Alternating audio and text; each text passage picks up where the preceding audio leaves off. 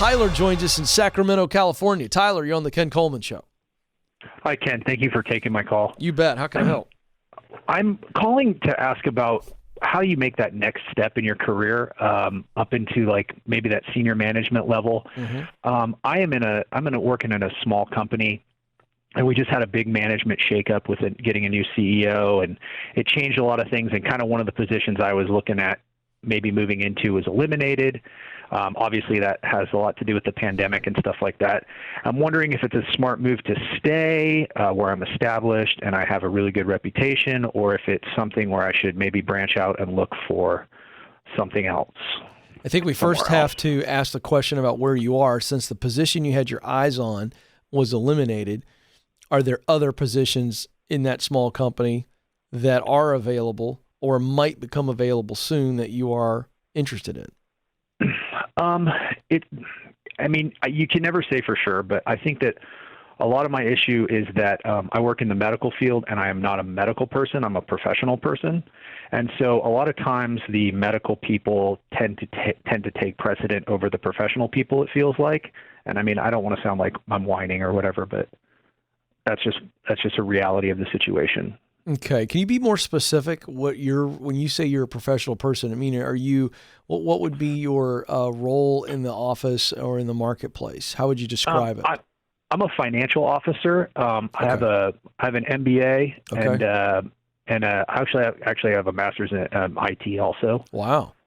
And so I do a lot of, I'm in charge of the entire budget, and then I'm in charge of a lot of projections and all that, financial projections and like kind of the forward-looking movement of the organization. How many people are in this organization?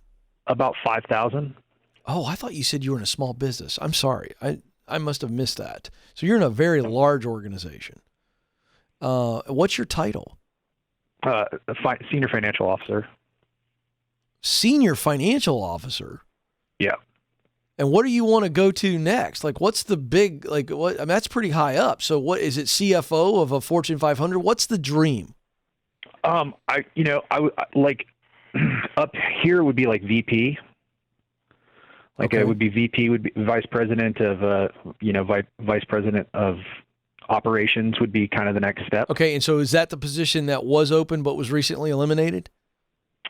It was like vice president of operations, clinical support operations.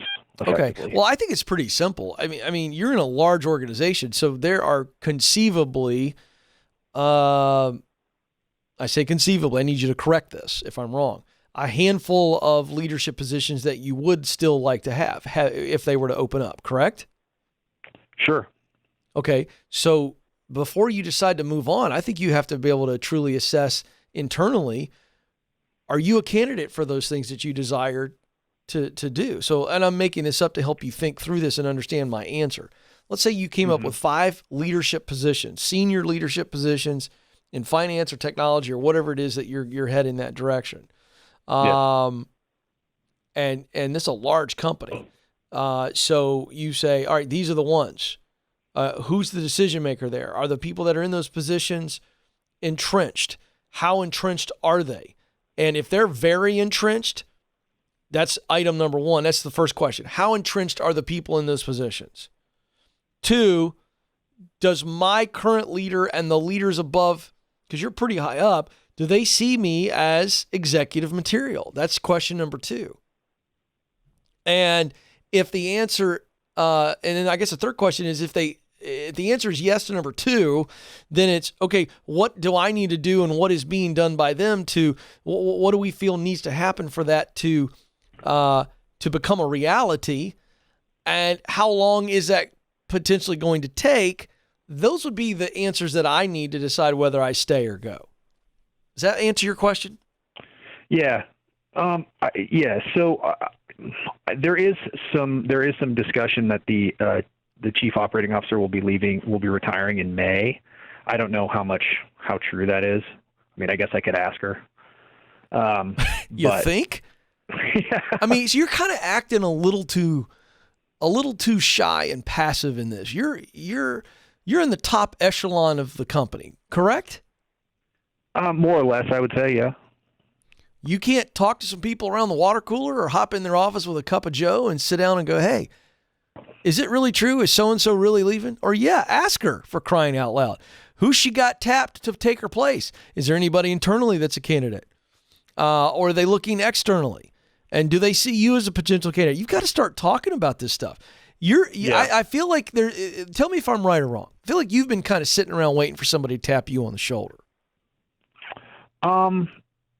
Be honest. I have a young daughter, and that has affected my kind of desire to make that, to really press on that jump. But she's getting a little bit older now, and I'm ready. I think I'm ready to move on it. What? Okay, I think you're saying yes in your own way. That's what you have been. You have been hesitant. You're saying it's because of the daughter. I don't need to dive in. But is that because you think you're going to have to travel a lot now, or what? No, there would be no travel. I had a really good relationship with the previous CEO, and we have a new CEO now, and I think that I have a good relationship. I think that we're working on that, and so that's possible. But I also don't have the same level of understanding of how that person operates. I get it, but you're making it. You see my point? Yeah, sure. You're coming up with all the reasons why you shouldn't raise your hand. You're literally like the middle school kid who doesn't want to raise their hand in class because everyone's going to look at them. And then several things could happen as a result of that. I'm just going to be honest with you. I think that's what's going on. Okay. Your psyche. Because you said it was your daughter, then I pressed you on that, and you didn't give me a real reason why the daughter has anything to do with it. I'm not doubting you. I'm just saying I feel like you're coming up with some really good reasons why you shouldn't say, look at me, I'd like the job. And I'm telling you to stop doing that. Who cares how well you know the new CEO? I haven't heard a legitimate reason why your daughter's age has anything to do with you going, hey, I want to step up. I think everything you would do as a result of stepping up would help your daughter. So stop coming up with excuses, Tyler, and raise your hand. Good things happen when you say, I want the ball, coach. Am I right? Yeah, for sure. All right. And I mean, I would say that under the previous administration, I think that those conversations did happen. There's a lot of uncertainty right now, and potentially that could be an opportunity, though. But what do you have to lose? If you raise your hand and say, I want the ball, and they go, we can't give you the ball right now, at least you know. Then you answer the question that you called me to help you answer. I'm saying I can't tell you in good faith that you need to leave this organization because I don't think that you've done what you need to do to get clarity on that answer. Okay. If you raise your hand multiple times and you feel like they don't see what they need to see in you, and you're a smart guy. You're going to know whether or not they're interested in promoting you and investing in you. And if the answer is no, and they keep kicking it down the road, there's your answer. Go look outside. I don't mind if you look outside starting tonight. But I can't in good faith say, yeah, I think the handwriting's on the wall, you should leave. Because I don't think you've done what's necessary. This is exactly what I'm dealing with right now with my kids that are playing sports. I got one kid who is of all three are talented in sports, but one is a little bit of a perfectionist. And if they don't feel like they can nail the tryout or be perfect in practice, they don't want to say, Coach, I want the ball, or I want to play this position.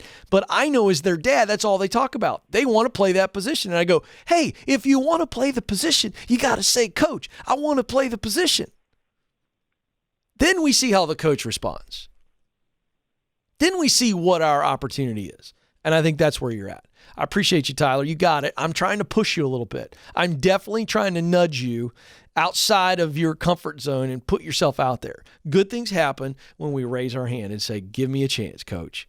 Give me a chance. And let me play this analogy out. We raise our hand and we say, Coach, I want the ball, or I want to try this. And they give us an opportunity and we don't do great and they coach us up, say, thank you for giving me the opportunity. I'm going to actually show you that you giving me the opportunity and then you coaching me and telling me what I need to do to get better. I'm going to show you that you've done a good job with me, and I'm going to take your advice. I'm going to do better, and I'm going to earn my playing time. That's an attractive response. But you got to put yourself out there to get in that position.